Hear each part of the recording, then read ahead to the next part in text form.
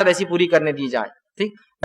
پانچویں چیز جو گناہ ہے جس کو ہم نے معمولی سمجھ لیا، جو پانچویں کیٹیگری آج کی میری، وہ میاں بیوی کے تعلقات کے بارے میں، کہ میاں بیوی کے تعلقات میں کچھ ایسے اعمال ہیں جن اعمال کو ہم معمولی سمجھتے ہیں، جو سنگین شریعت میں جرم ہے.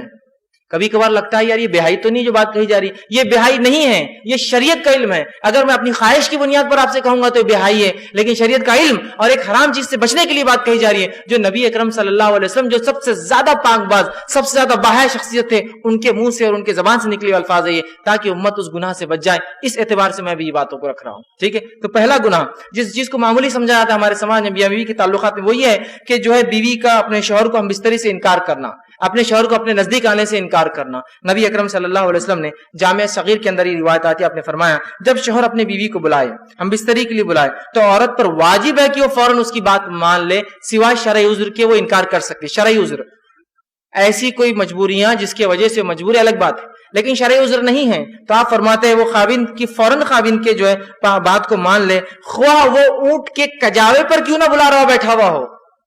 اونٹ کا کجاوہ مطلب اس کی زین جس سے بیٹھتا ہے انسان، اس پہ بھی بلا رہا ہو تو اس کو جانا پڑے گا، اس کو انکار نہیں کر سکتی ہے وہ. اس معاملے کو خواتین جو بیویاں ہیں جو اپنے شوہر کا حق دینا چاہتی اس بات کو یہ مد نظر رکھے، اس لیے کہ جب اس معاملے میں رسول اللہ فرما رہے کوتاہی ہوتی ہے نا، شریعت نے کیوں اہمیت دی اس بات کو، اس میں کوتاہی ہوتی ہے تو انسان پھر دوسری جگہ خواہشات پوری کرنے کی کوشش کرتا ہے، پھر وہ برداشت نہیں ہوتا ہے عورت کو، یا پھر وہ سوچتا ہے کہ یہ بیوی تو میری راضی نہیں ہوتی، اس کی اپنی مرضی ہوتی ہے. اس معاملے میں غیر شرعی بنیادوں پر انکار کرنا، یوں ہی انکار کرنا یا اپنی ضد پر اڑ جانا، یہ بہت سنگین جرم ہے. دوسری روایت میں آپ صلی اللہ علیہ وسلم صحیح بخاری کی روایت آپ نے فرمایا جب شوہر اپنی بیوی کو ہم بستری کے لیے بلائے اور بیوی انکار کر دے اور شوہر اپنی بیوی سے ناراضگی کی حالت میں سو جائے تو ساری رات، اور اگر وہ سوتا رہے ساری رات اگر ناراض رہے تو اس عورت پر صبح تک کے لیے فرشتے لعنت بھیجتے رہتے ہیں، فرشتے بددعائیں بھیجتے رہتے ہیں جو عورت اس طرح سے کرے. ٹھیک. دوسری چیز جو میاں بیوی کے تعلقات میں جس گناہ کو معمولی سمجھ لیا گیا ہے جبکہ شریعت میں اتنا سخت گناہ ہے، وہ یہ ہے عورت کا بنا کسی شرعی عذر کے اپنے خاوند شوہر سے طلاق کو ڈیمانڈ کرنا کہ بھائی مجھے طلاق دے دو، مجھے چھوڑ دو، مجھے چھوڑ دو، بنا کسی شرعی عذر کے. شرعی عذر ہو سکتے ہیں لیکن بنا شرعی عذر کے ڈیمانڈ کرنا یہ سخت گناہ ہے. صحیح جامع صغیر کی روایت ہے، آپ صلی اللہ علیہ وسلم فرمائے بغیر عذر کے خلا لینے والیاں اور اپنے شوہر سے چھٹکارا حاصل کرنے والیاں، گھر اجاڑنے والیاں، یہ اس امت کی منافق ہے. ٹھیک ہے. دوسری روایت نے فرمایا اور کہا جس عورت نے بغیر کسی سبب کے جو ہے اپنے خاوند سے طلاق طلب کی اس پر جہنم واجب اور یہ جنت کی خوشبو نہیں سونگیں گی. بنا شرعی عذر کے، بس چھوٹی موٹی باتیں پسند نہیں آ رہا، اس کی انکم بہت کم اور چھوڑ رہی ہے، یہ شرعی عذر نہیں ہے. ہماری بہنوں کو چاہیے کہ اس بات کو بہت سنگینی سے لے. والدین کو چاہیے اپنے بچیوں کو سمجھائے کہ چھوٹی موٹی باتوں پر جو اپنے بیٹیوں کو نہ بٹھا لے. کہ ڈیمانڈ کر رہے ہیں آپ، کتنی بری بات ہے، طلاق شوہر کا حق ہے اور آپ بیٹی ڈیمانڈ کرتی ہے، شرعی عذر بھی نہیں ہے اس کے پیچھے. تو یہ بڑی اہم چیز ہے، یاد رکھیں، اس بات کو سمجھنے ضرورت. تیسرا گناہ جو میاں بیوی کے تعلقات میں ہوتا ہے اس کو معمولی سمجھ لیا گیا ہے اور اس کے تعلق سے اتنی سخت وعید حدیث میں کہ جس کی کوئی انتہا نہیں، وہ ہے حالت حیض کے اندر بیوی سے ہم بستری کرنا یا ایسی جگہ پہ ہم بستری کرنا جو غیر فطری ہے پیچھے کے حصے میں. آپ صلی اللہ علیہ وسلم فرمایا، جامع ترمذی کی روایت حدیث کے الفاظ تو ذرا غور کیجئے، جس شخص نے حیض والی عورت سے ہم بستری کی یا عورت کے پیچھے دبر میں جمع کیا یا کاہن یا نجومی کے پاس گیا اور اس کی بات کی تصدیق کی، اس نے اس چیز کا انکار کیا جو محمد صلی اللہ علیہ وسلم پر نازل ہوئی. وہ ایک شریعت کا منکر ہے، اس شریعت کا اس نے انکار کیا جس نے وہ عمل کیا. اس کے لیے کفارہ شریعت نے باندھا ہے، بہت سخت جرم ہے، لیکن لوگ اس کو سمجھ ہی نہیں پا رہے یا یہ تعلیم شاید حاصل کر ہی نہیں رہے، اس بات کو سمجھ ہی نہیں رہے کہ نکاح جب کریں تو اس سے پہلے اس کے تعلق سے، اس کے آداب، اس کے تعلق سے تمام معاملات کو سیکھا جائے.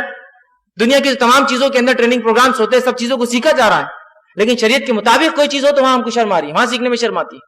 دنیا کی بہائی میں ہم کو شرم نہیں آتی. ہمارے بچے 11ویں 12ویں کے اندر جاتے ہیں، سائنس پڑھتے ہیں جس کے اندر عورت اور مرد کے جو ہے اعضاؤں کے اور تفصیلات پورے جسم کی تعلیم ہوتی ہے، وہ پڑھانا تو منظور ہے، لیکن بچے کو یہ سکھانا کہ شریعت تمہاری اور ہماری شریعت مطہرہ کیا سکھاتی ہے ہمارے بچوں، وہ ہم کو جو ہے بے شرمی بے حیائی، اور جو بولتا ہے وہ بے شرم آدمی ہے، وہ بے حیا ہے، اس کو عقل نہیں ہے، اس کو شرم اس کو ہے. بے شرم تو وہ ہے جو ان باتوں کو نہ بتانے کی وجہ سے امت کے اندر یہ باتیں پھیل رہی ہے، یہ برائیاں پھیل رہی ہے.